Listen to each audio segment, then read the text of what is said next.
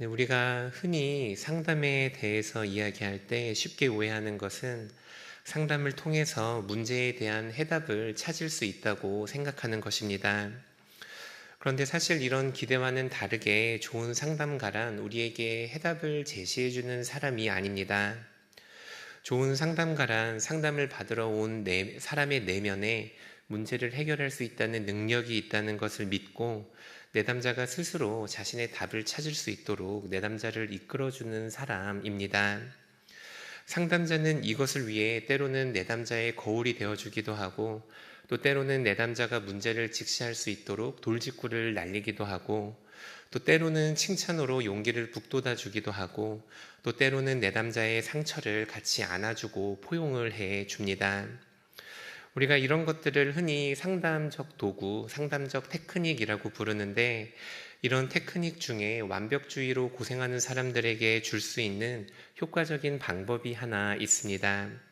그게 뭐냐면 바로 내가 할 수 있는 일과 내가 할 수 없는 일을 구분해 주는 것입니다. 우리가 스트레스를 받거나 마음을 무겁게 하는 일이 있거나 하는 일들을 자세히 들여다보면 사실 생각보다 우리가 할 수 있는 일이 많지 않다는 것을 알게 됩니다. 하지만 우리는 우리의 생각보다도 더 많이 우리의 에너지와 마음을 우리가 할 수 없는 일들에 소비를 하고 그런 일들의 에너지를 집중합니다. 그래서 결국에는 우리가 해야 하는 일들에 대해서는 집중하지 못하게 되는 일들이 우리 삶 가운데 종종 일어나고는 합니다. 하지만 우리가 할 수 있는 일과 우리가 할 수 없는 일을 구분해 주는 것만으로도 우리는 생각보다 더 많은 에너지와 힘을 우리가 필요한 곳에 쓸 수 있습니다. 이런 간단한 상담적인 기술은 이 속세의 삶에만 적용되는 것이 아닙니다. 교회를 다니는 우리 모든 성도들에게도 의미가 있는데, 왜냐하면 우리들 가운데서도 완벽주의를 추구하는 성도들이 많이 있기 때문입니다. 특별히 하나님과 나와의 관계에 있어서 또 하나님께서 우리에게 맡기시는 사역에 있어서 우리는 완벽주의를 추구할 때가 있습니다. 그래서 때로는 우리가 할 수 있는 일이 아님에도 불구하고 그 일들을 스스로 해결하려고 발버둥을 치고 고군분투하는 경우들이 있습니다. 하지만 우리가 고군분투할수록 그리고 우리가 애를 쓸수록 우리는 더 염려하고 더 긴장하고 더 두려워지지 문제가 해결되지 않는 경우들을 많이 경험합니다.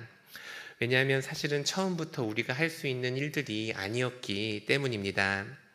우리는 우리가 갖고 있는 제한적인 에너지와 힘을 효율적으로 사용하기 위해서 내가 할 수 있는 일과 내가 할 수 없는 일, 내가 해야 하는 일과 하나님께서 해야 하시는 일을 구분해야 합니다.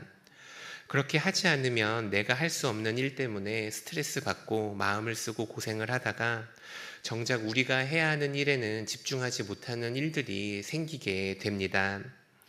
오늘 본문에는 자신의 일과 하나님의 일을 구분하지 못해서 지쳐 쓰러진 한 선지자의 이야기가 나옵니다. 선지자 엘리야의 이야기인데 이 말씀을 통해 하나님의 거룩한 백성으로 오늘 하루를 살아가는 우리들이 우리가 직면한 삶의 문제와 어려움들 앞에서 어떤 태도로 살아가야 하는지 깨닫는 귀한 시간 되시기를 축복합니다. 우리 함께 열왕기상 19장 2절 말씀을 읽도록 하겠습니다. 이세벨이 사신을 엘리야에게 보내어 이르되 이맘때에는 반드시 내 생명을 저 사람들 중 한 사람의 생명과 같게 하리라. 그렇게 하지 아니하면 신들이 내게 벌 위에 벌을 내림이 마땅하니라 한지라. 오늘 본문은 선지자 엘리야가 하나님의 위대한 사역을 마치고 난 직후에 일어난 일입니다. 선지자 엘리야는 오늘 본문에 앞서서 바알의 선지자 450명과 아세라의 선지자 400명과 목숨을 걸고 대결을 했습니다. 엘리야는 850명의 우상 숭배자들을 갈멜산에 모았고 그들 가운데 누가 참된 신을 섬기는지 알아보자고 대결을 펼쳤습니다.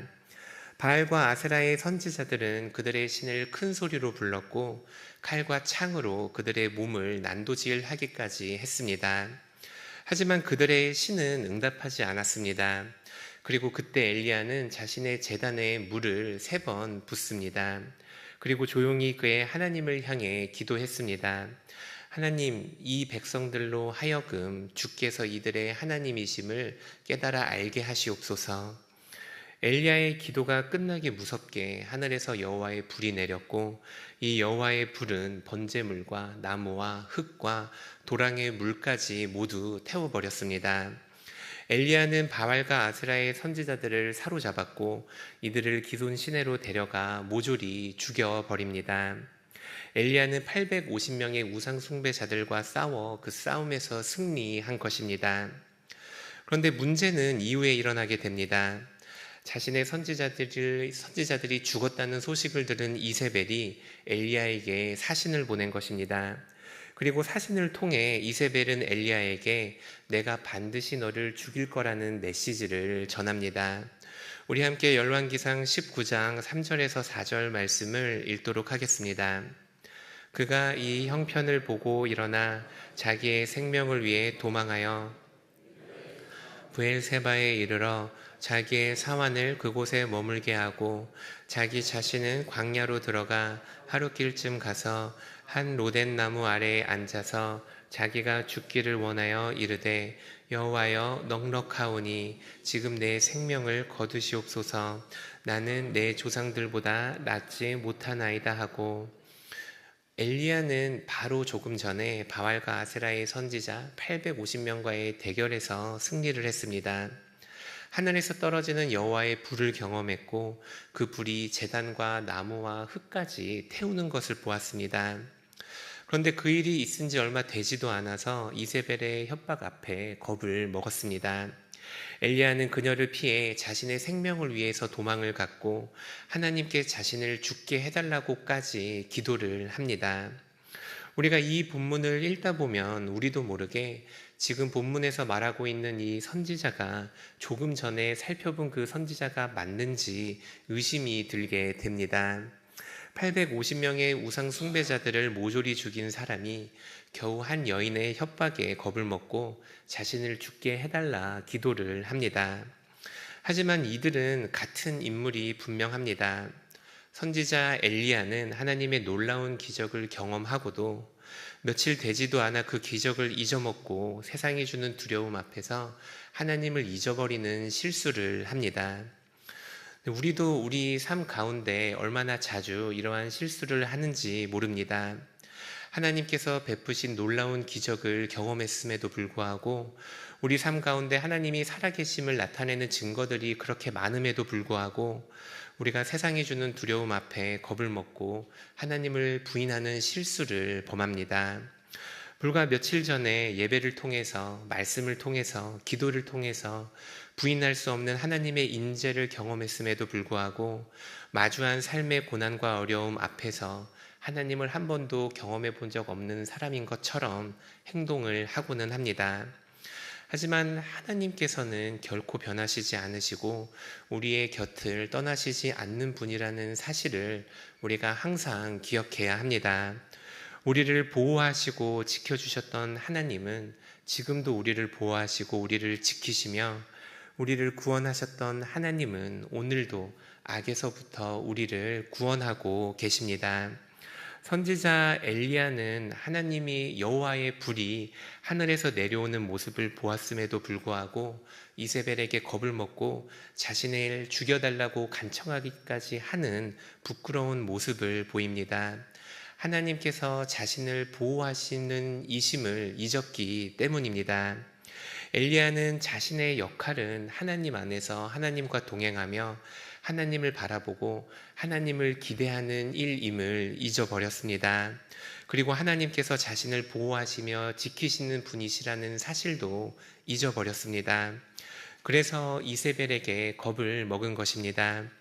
하지만 사랑하는 우리 성도 여러분, 세상이 주는 두려움 앞에서 우리를 언제나 구원하시는 분은 하나님이심을 기억하시기를 바랍니다.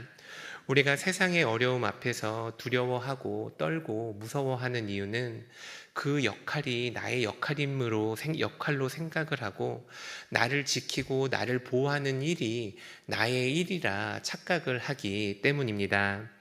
하지만 나를 보호하시고 나를 지키시고 나를 구원하시는 분은 언제나 하나님이심을 기억하시기를 바랍니다.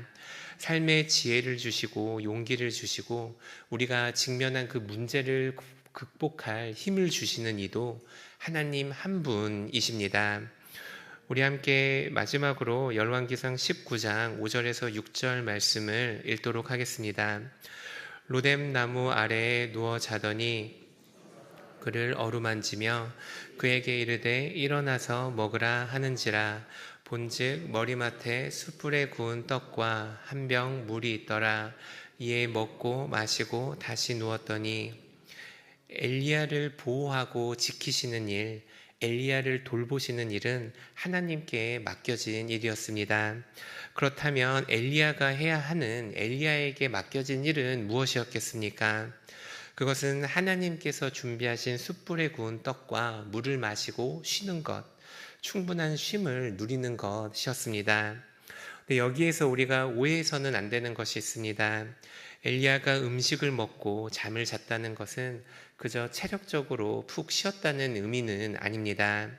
엘리야가 자신의 목숨이 위태로운 상황 가운데서 하나님이 주시는 떡과 물을 마셨다는 것은 우리를 보호하시고 우리를 보호하시는 하나님을 신뢰하고 하나님이 주시는 그 은혜 가운데 머물렀었다는 의미입니다.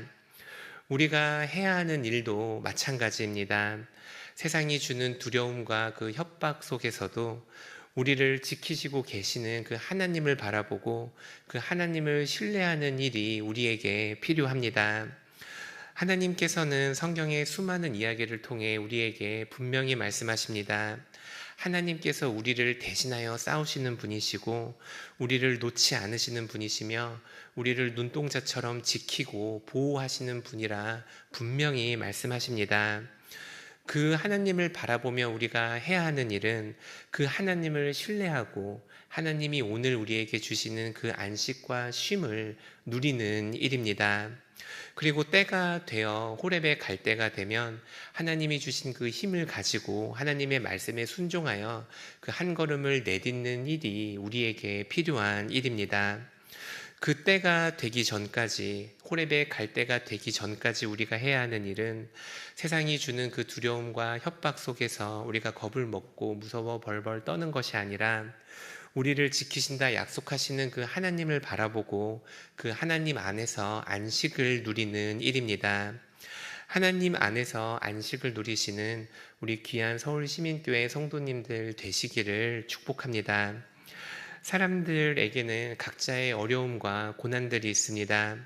교역자에게도 마찬가지인데 그 중에서도 말씀을 준비하는 일, 설교를 하기 위해 강단에 서는 일이 그렇습니다. 그런데 설교를 준비하다 보면 준비가 되지 않은 것 같아서 설교가 너무 부족한 것 같아 강단에 서기가 두려울 때가 참 많습니다.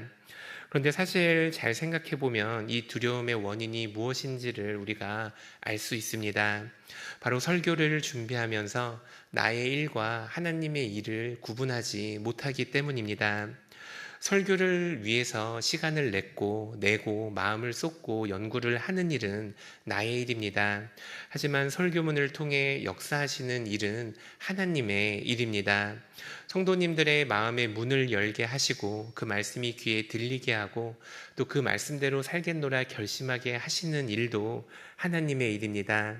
그런데 제가 왜 설교를 준비하면서 두렵고 떨리게 되냐면 그 하나님의 일을 하나님께 맡겨드리는 게 아니라 그 하나님의 일을 나의 일로 생각하고 내가 해결하기 위해 아둥바둥 애를 쓰고 있기 때문입니다. 오늘 하나님 주시는 그 말씀 앞에서 우리의 삶을 돌아보기를 원합니다. 혹여나 하나님의 일을 내가 하기 위해 애를 쓰고 노력하고 있지는 않으십니까? 그렇게 할수록 우리에게 생기는 것은 더 큰 두려움과 더 큰 염려라는 것을 기억하시기를 바랍니다. 왜냐하면 그 일은 처음부터 하나님께서 해주시는 일이시기 때문입니다. 하나님께서 하나님의 일을 하실 수 있도록 그 하나님의 일을 하나님께 맡겨드리기를 바랍니다. 우리가 해야 하는 일은 하나님의 일을 하고 계시는 그 하나님을 신뢰하며 오늘 그 하나님을 바라보고 우리 삶에 주어지는 일들 하나하나를 최선을 다해 감당하는 것입니다. 오늘 하루 우리를 대신하여 싸우시는 하나님을 기억하며 살아가시는 우리 귀한 성도님들 되시기를 축복합니다. 주기도문으로 마치겠습니다. 하늘에 계신 우리 아버지, 아버지의 이름을 거룩하게 하시며 아버지의 나라가 오게 하시며 아버지의 뜻이 하늘에서와 같이 땅에서도 이루어지게 하소서. 오늘 우리에게 일용할 양식을 주시고 우리가 우리에게 잘못한 사람을 용서하여 준 것 같이 우리 죄를 용서하여 주시고 우리를 시험에 빠지지 않게 하시고 악에서 구하소서. 나라와 권능과 영광이 영원히 아버지의 것입니다. 아멘.